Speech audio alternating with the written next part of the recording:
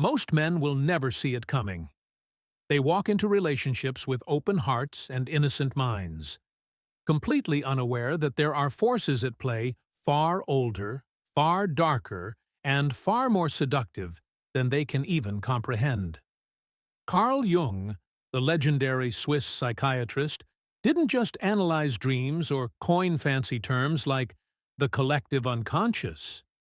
He uncovered something far more disturbing, something raw, something dangerous, a truth about certain women that he believed could unravel the minds and lives of unprepared men. This isn't about hating women. This isn't about blaming. This is about understanding power and what happens when it's cloaked in beauty, mystery, and shadow. Because Jung saw a side of the feminine that few dare to look at. And if you're a man, you need to know it before it's too late. Carl Jung wasn't just a psychologist. He was a myth hunter, a soul explorer, a man who dove into the depths of human nature and brought back truths most would rather ignore. He studied not just minds, but archetypes, powerful symbols, patterns of behavior that exist in every culture, in every age, in every one of us. Among these was the anima, the feminine energy inside the male psyche. But Jung also warned, just like there is a divine feminine, there is also her shadow. He called it the dark anima, a woman-shaped force that doesn't nurture or uplift, but seduces, drains, destroys. And while it may sound like mythology, Jung believed this archetype showed up in real life, in relationships, seductions, breakups, and psychological breakdowns. You've felt it before. That strange pull toward a woman you know is wrong for you, but you can't stay away. She excites you, terrifies you, owns you. This video is going to reveal exactly what Jung discovered about this force, how it manifests in some women, and how a man can protect himself without falling into fear, resentment, or delusion. Let's begin. Point 1. The shadow feminine. More than just a bad girl.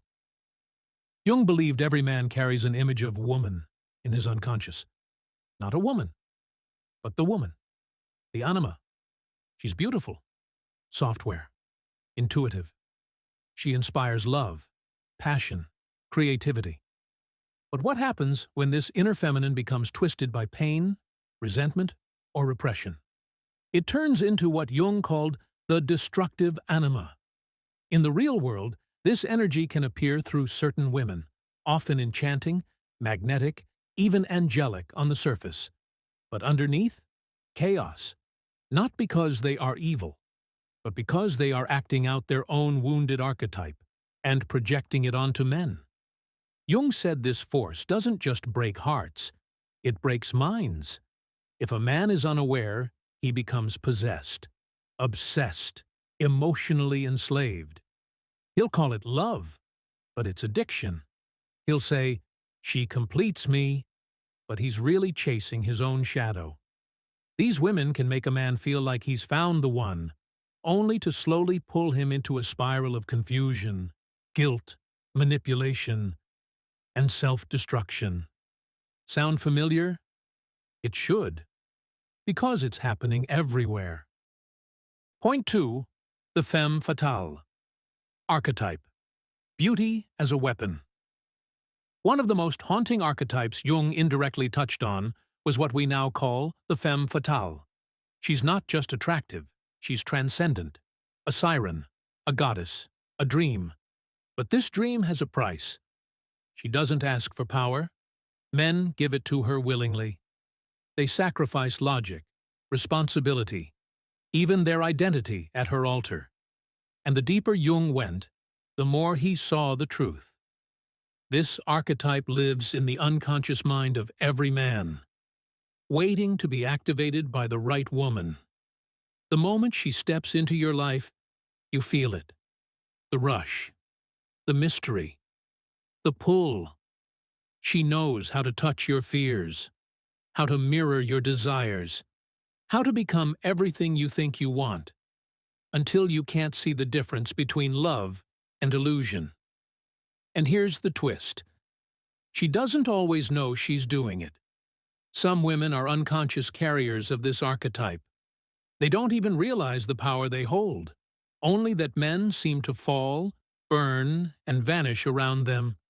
And unless a man wakes up to this pattern, he'll keep walking into the same fire, thinking this time it's different.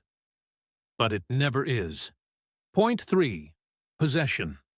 When a man loses himself. Jung warned that when a man's anima is possessed by shadow, he stops thinking like a man. He becomes overly emotional, confused, submissive, unstable. He loses his inner ground, the part of him that knows who he is. He becomes reactive to the woman's moods, desperate for her approval, terrified of her rejection. In Jung's own words, the man becomes the woman's slave, bewitched, bound, and blind. This is why some men can't leave toxic relationships, why they chase women who openly disrespect them, why they abandon friends, careers, even families, for a woman who only brings pain. They are not in love. They are possessed by the dark anima. And unless they reclaim their inner masculine center, the logos, they'll keep spiraling downward, convinced that suffering is love. Point 4. The antidote, conscious masculinity. So what's the solution? Jung didn't say, avoid all women. He didn't say, go your own way, or hide from intimacy. He said, integrate your anima. In other words, face the feminine inside you before projecting it onto someone else.